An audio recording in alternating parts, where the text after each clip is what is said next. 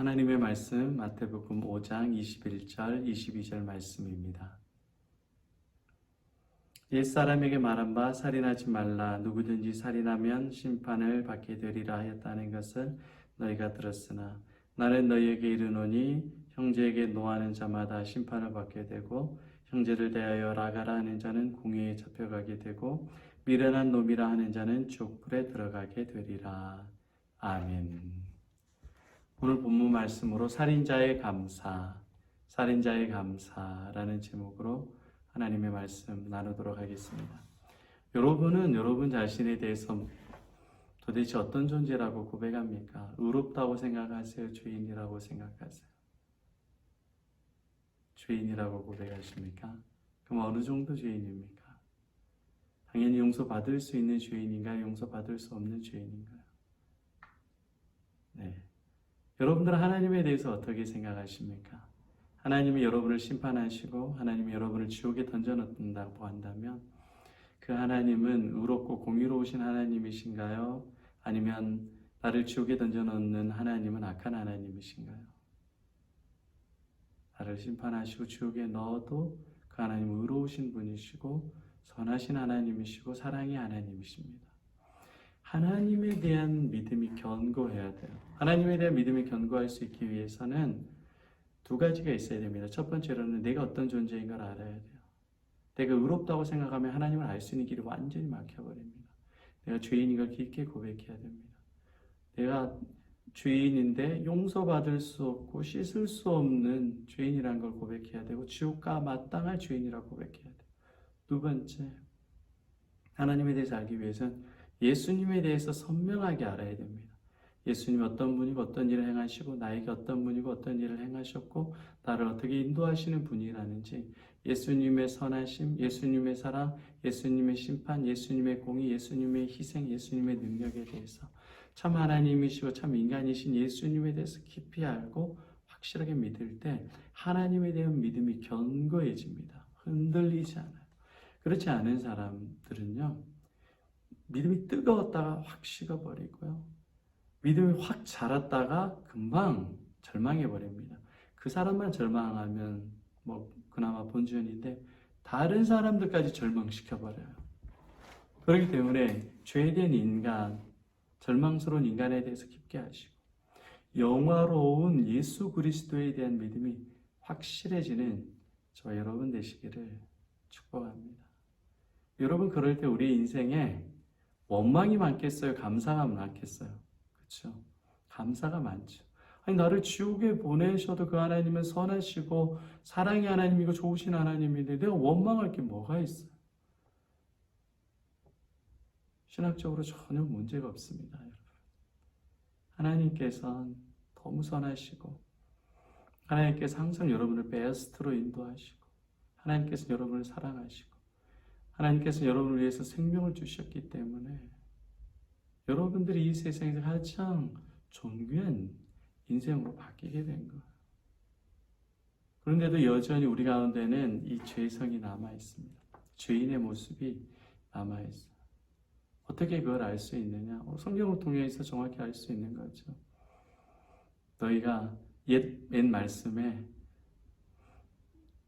살인하는 자는 심판을 받게 된다. 그런데 내가 너희에게 말한다. 예수님께서 말씀하시기를 형제를 미워하고 형제를 나가라 하고 바보라 하고 형제에게 미련한 놈이라고 하면 지옥 간다.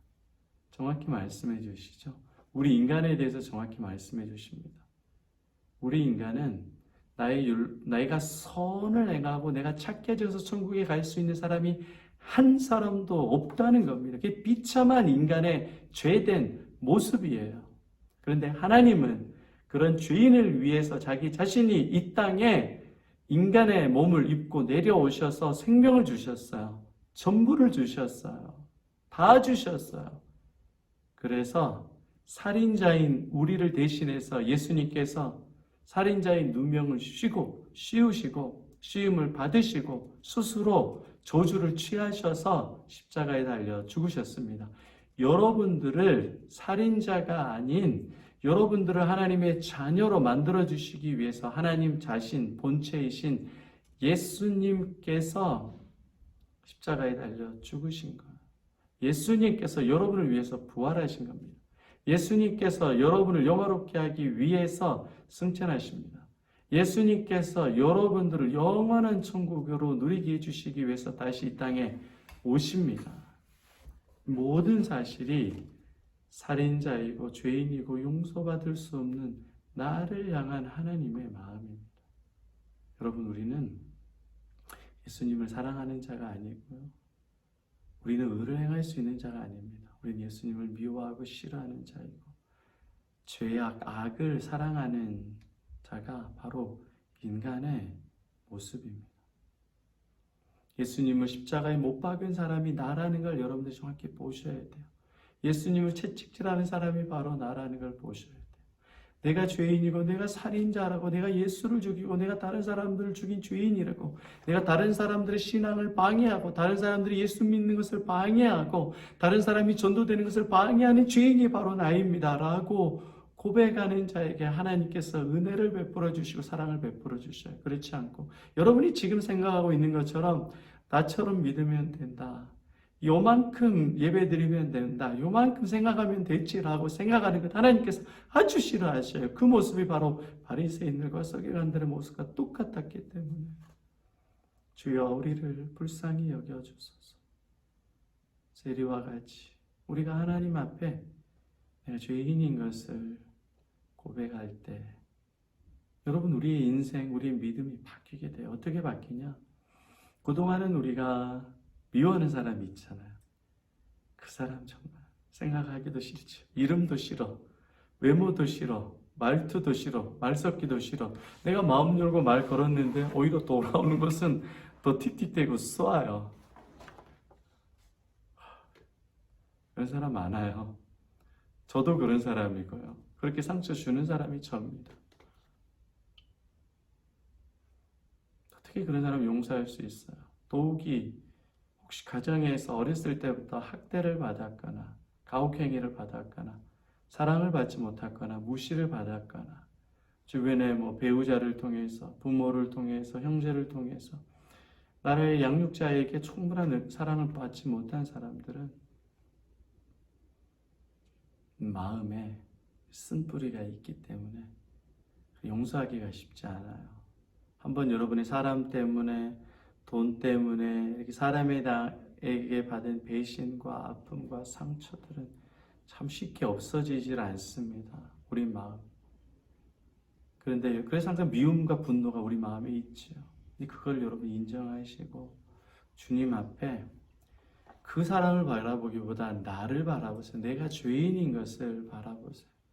내가 살인자이고 내가 심판받아 마땅한 죄인인 것을 깊게 바라보고 주님께 여쭤보세요. 그 사람에 대해서 주님 어떻게 생각하십니까? 라고 물어보면 여러분 답을 얻을 수 있을 거예요. 주님께서 여러분에게 말씀해 주시기 때문에. 여러분, 내가 살인자라고 고백하면 진짜 감사가 넘쳐요. 다른 사람을 용서할 수 있어요.